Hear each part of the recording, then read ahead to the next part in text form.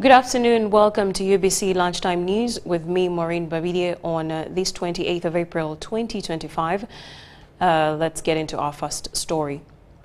As the world embraces artificial intelligence, experts are warning of negative impact of the trend. Dr. Margaret Negwovuma has urged students to embrace AI, but consciously well knowing the negative effects. Take a look. To you today, all of us, both old and young.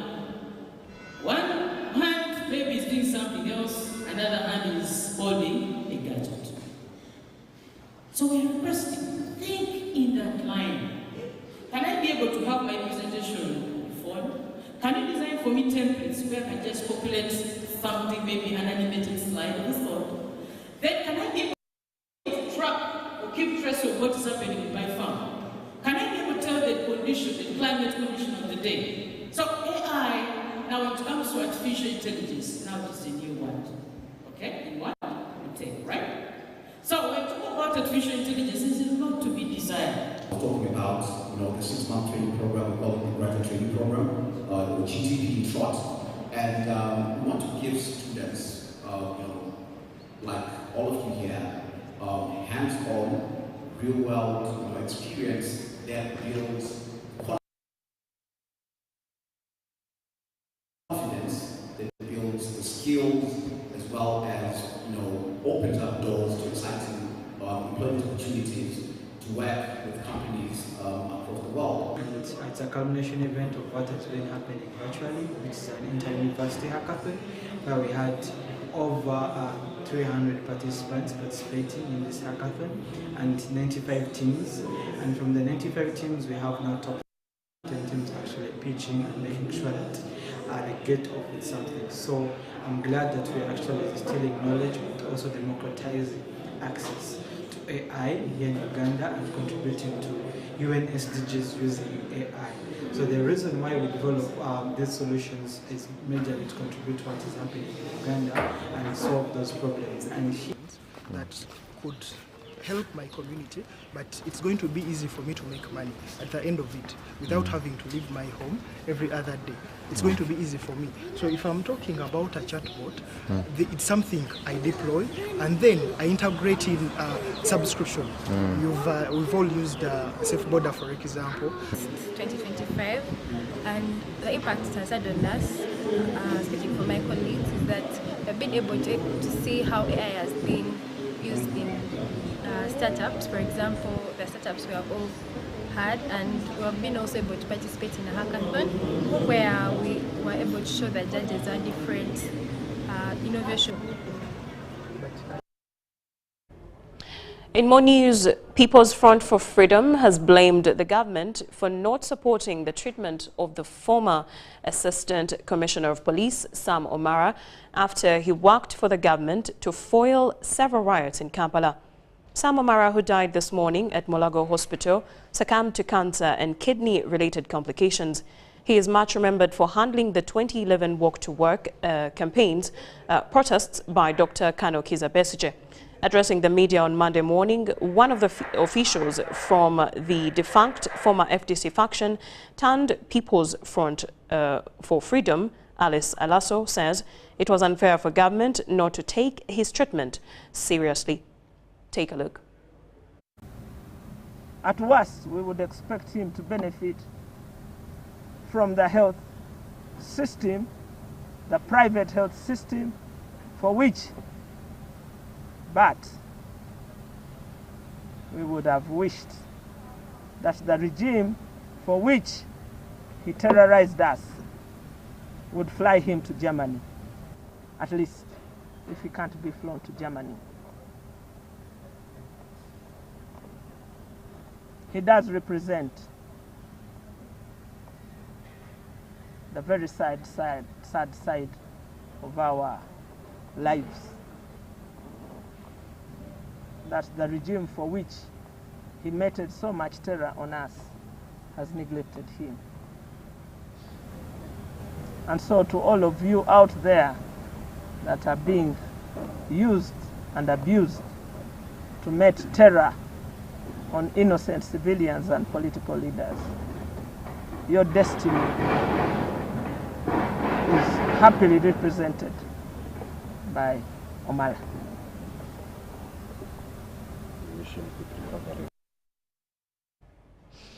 Our condolences to the deceased and the family. And now moving on to another report. Parents, teachers and well-wishers of Kaharo Primary School in Kabale District, Ndorwa East Constituency, Kaharo Sub-County, have called on government to financially support them build teachers' houses.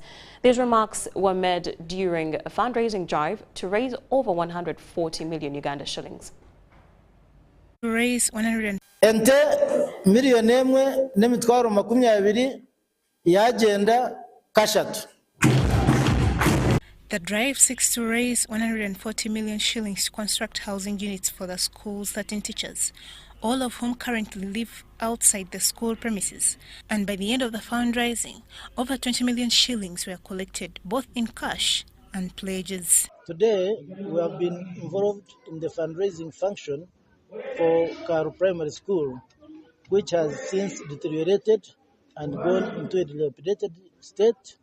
It has no housing for teachers, and we are trying to raise money for that purpose.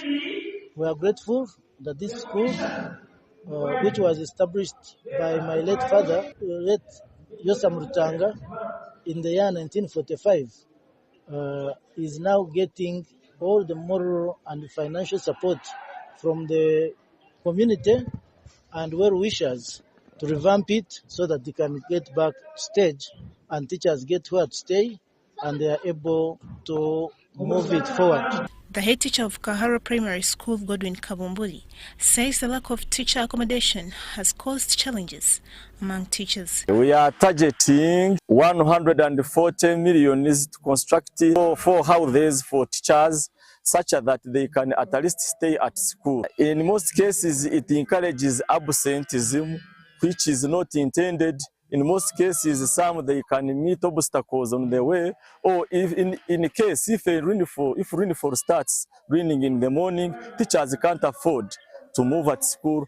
Kabumbuli appealed for the government's intervention, citing that the above challenges have also caused a drop in enrollment. So the reason to why the enrollment is decreasing is that when pupils see other neighboring schools teaching morning and evening prep, they normally admire those schools.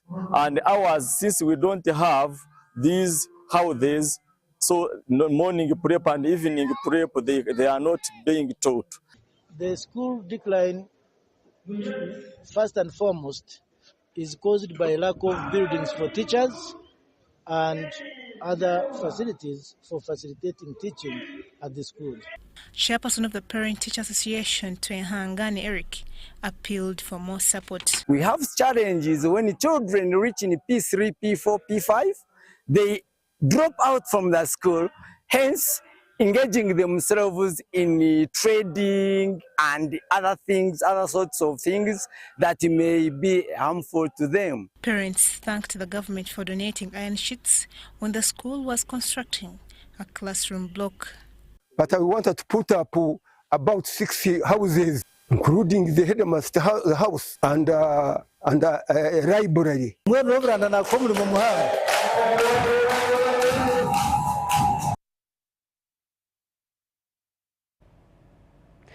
Now, leaders from northern Uganda have launched a high-profile campaign promoting the cultivation of high-value crops to fight poverty in the region. We have more details.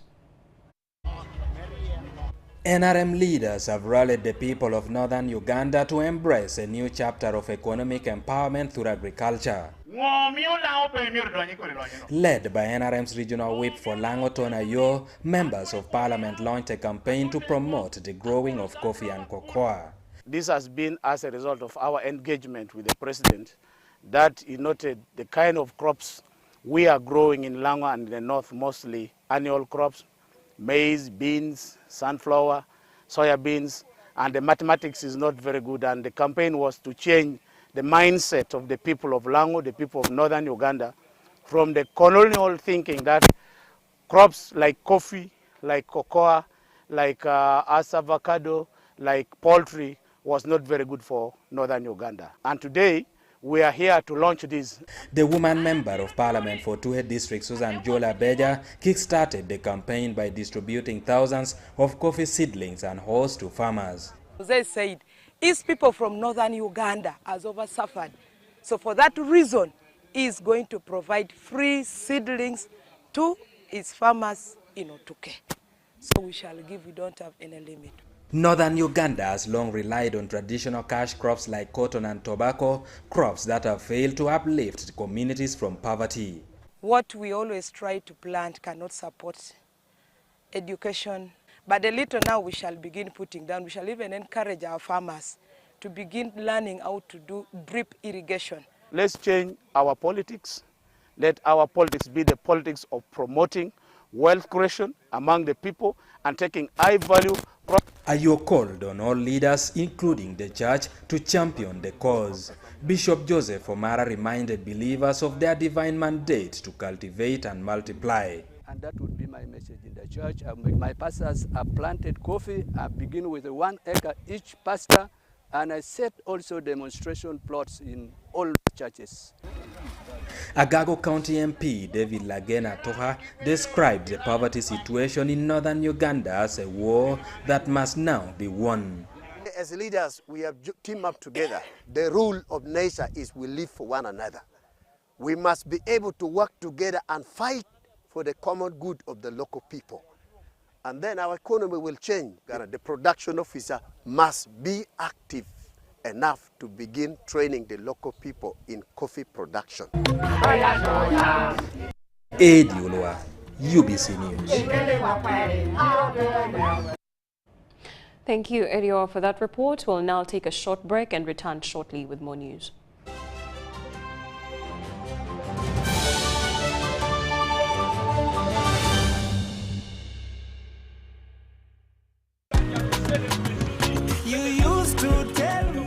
I don't make you happy.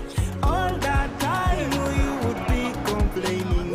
I'll call you every day. Yeah, yo, baby, don't know. You can now get all the Chibuzi out with MTN voice bundles. Call all networks. Kubei Dondoro. Buy a 25-minute voice bundle for only 1,000. Or buy any daily voice bundle of your choice. Dial *100 *21# and select daily, or use the My MTN app. When we talk together, we are unstoppable.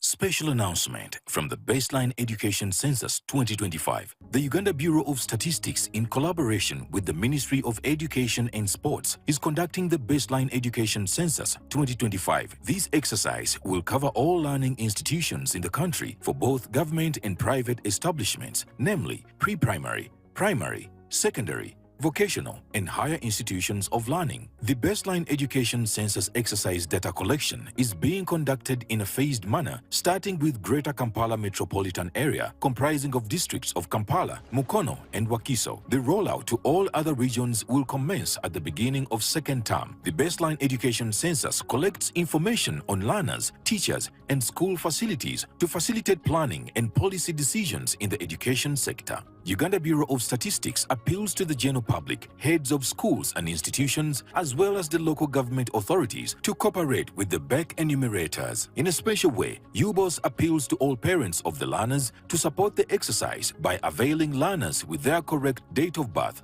national identification number, and learner's identification number. For more information, please call 0772 933 628 or 0743 787 189 from Dr. Chris Mukiza, Executive Director.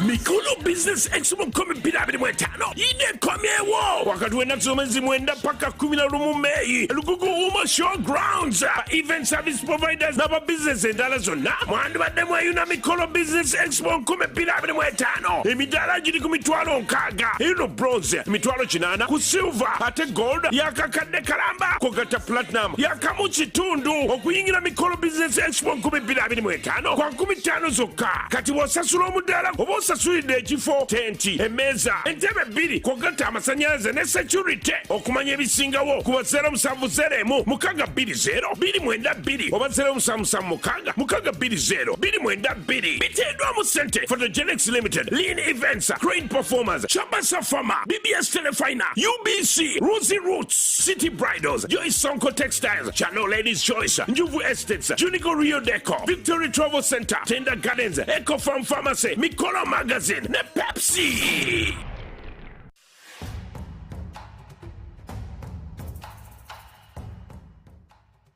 Amazina ganje Niyetekwa Seruhanga John Bosco ninduga mu district ya Rukungiri byo muhanguzi wa miliyoni 16 na Uganda National Rotary nzahangwire urwo mu kuzana star 278 hash ngafuna message erikweka mu muhanguzi nashemererwa konka nabaza kugira ngo nedi y'abafere sente ziriyo zona bakaziteka nko nazihangwire.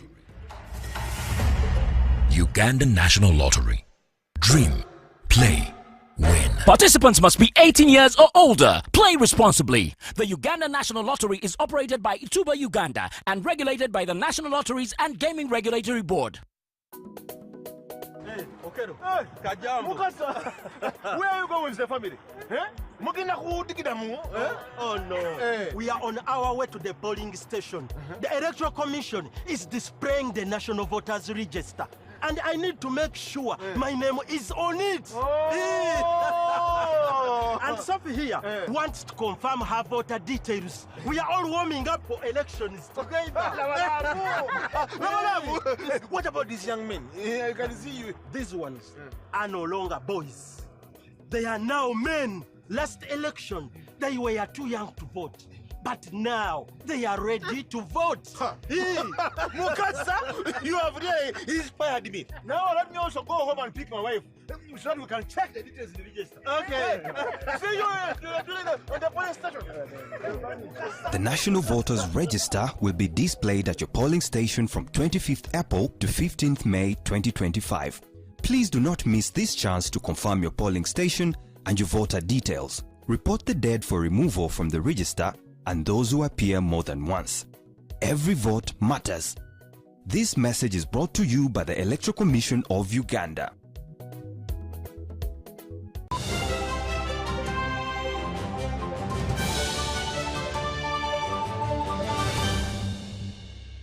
Back from that short break, now on to our business reports.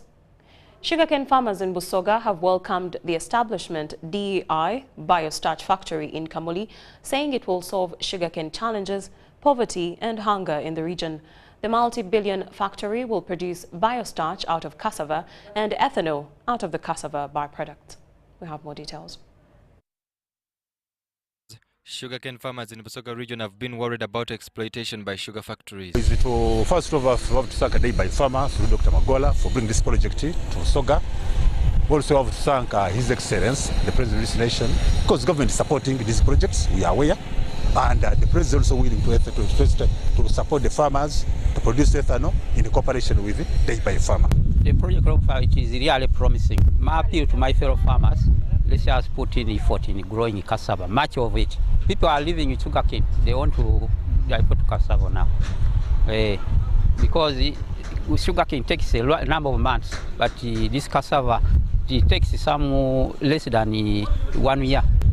I'm expecting to get more farmers, more especially those that are going to plant cassava, than planting sugarcane, because sugarcane is very expensive. To buy CDC, what? The commercialization of cassava will require 500 tons of raw cassava for biostarch and ethanol extraction daily. Because of the presence of the ferry, where there is a deficit, Northern Uganda will chip in and Teso will chip in to meet the supply gap. So we are not limited to Busoga. This is a factory for Uganda.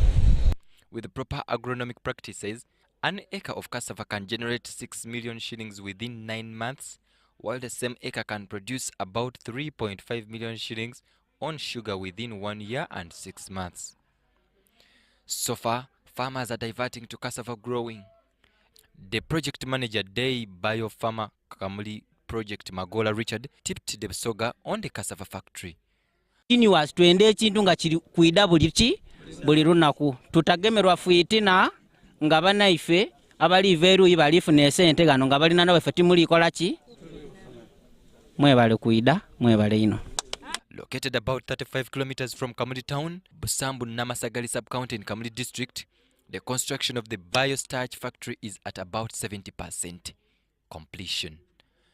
I'm Bantu Machawe Semambo and Sam Katandi for UBC News.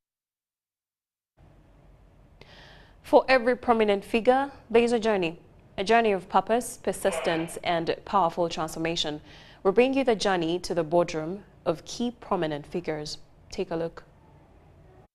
Journey to the boardroom celebrated the achievements of its 2025 cohort in a grand finale at an event honoring those who are shaping the future of corporate leadership.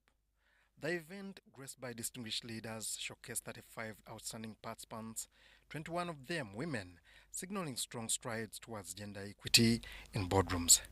Her Excellency Lisa Chesney, the British High Commissioner, emphasized the vital role of diversity in driving innovation and success. I think Sylvia, you mentioned this, maybe Janet did too, is about making a conscious choice, and that has to be applauded. You know, this is a hugely transformational journey, and it's not an easy journey, and I applaud your commitment to showing up and to making that conscious choice. Good leaders, wherever you are in the globe, good leaders safeguard a country's future. They help a country develop and thrive beyond their own individual company. And I'm so excited to hear that you have joined and you've made that conscious choice. The CEO MTN Uganda, Sylvia Mlinge, said that empowering professionals with boardroom readiness is key to driving sustainable business growth. I have found that question provoking a lot of people to begin to evaluate what are the boundaries that they're setting in their lives, who are the leaders that they're becoming, what is the legacy and the significance that they want to create when they're gone. And I think what you ultimately realize is that in this journey of life, it is a collection of the moments of impact that you create in other people's lives that will actually matter and count. Over the past 2 years, Journey to the Boardroom has helped seasoned professionals sharpen their skills for boardroom excellency. With each passing year, the movement grows, fostering leaders who represent the power of inclusion and the promise of excellence. One of the things that we are constantly being asked, especially as leaders, is about achieving work-life balance. And what I found is that if every day, what you're waking up to go and do is what you love, is what you feel and are convinced is what you came here to do on earth, it suddenly does not become work.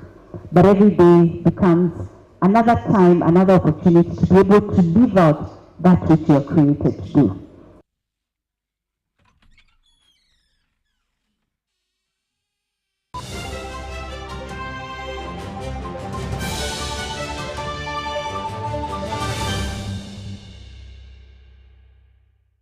Big think about the MTN Super. Wali yakapia musite wali yakapia. MTN kabo the Super mustairo mpia. Then you kabo the smartphone nebi akabibiona. MTN kabo the Super mustairo mpia. Then you kabo the smartphone nebi akabibiona. Wefunire simu ya Kabode Super empya olwonyumirwe GB 16 ez'obwerere osobola okutandika ng'osasulako emitwalo 4 n'ekitundu olw'endala ozisasula mpolampola ng'ossaayo sente ezitasooka siringi 10 buli lunaku ate osobola n'okusasula buli wiiki oba buli mwezi nga tuli wamu vibe zaffe teziremesebwa enkola n'obukwakkulizo bigobererwa. MTN erungamizibwa ekitongole kya Uganda Communications Commission. Step into a world of excellence, comfort, and pride with Royal Foam Furniture, crafted to perfection right here in Uganda. We bring you state-of-the-art living room furniture and bedding products at affordable prices. Our wide variety of mattresses include orthopedic, pillow top, spring mattresses suitable for institutions like hotels, and many others for home comfort. With every piece telling a story of royal excellence, our products are built with the highest quality materials made to last. Experience royalty with Royal Foam Furniture, proudly made in Uganda, so buy Uganda and build Uganda. Visit our showrooms at Ginger Road, Chambogo Junction, Bukoto Chisasi Road, and on Victoria Mall, Entebbe, on the first floor. I'd like to thank all our clients, our valued taxpayers, the people that we serve as we collect revenue for building our nation. I thank you very much for the questions you have sent through this program of Buza Commissioner. On behalf of URA, I would like to pledge that we are committed and we will continue to answer all the questions that you ask through this platform. The whole purpose for this program is to ensure that your pain points, your questions are efficiently responded to. So I would like to encourage all our taxpayers who have questions to ask to please utilize this program that we are running on UBC, that will be receiving your questions through the numbers that you've been given, and URA will be available to answer these questions every Monday and every Wednesday during the 8 o'clock news bulletin. And then on Sunday, after the news, we'll have a full response to all the questions that will have come in during the week. I thank UBC for supporting us in reaching our taxpayers, and I thank our taxpayers for responding positively to this program. Thank you very much. Buza Commissioner.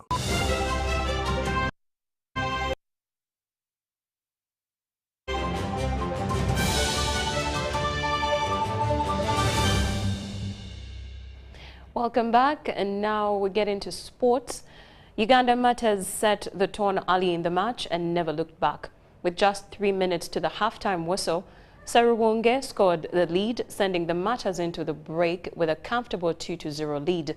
Their dominance continued in the second half, sealing the victory with a third goal, securing the title for coach Eric Chisuze's side, who now boasts a remarkable 3 championship wins in the league's history. Take a look.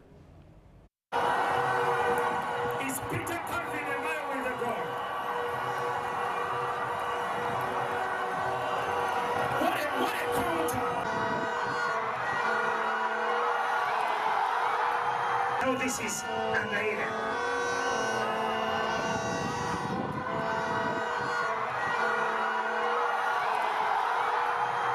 What a goal!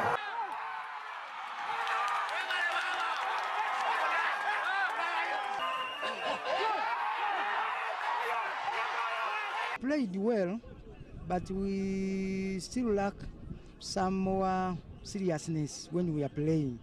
They tend to relax somehow, somewhere. The whole team, unless you just look whereby you see their weaknesses. That's where you recruit players. This is the Mother.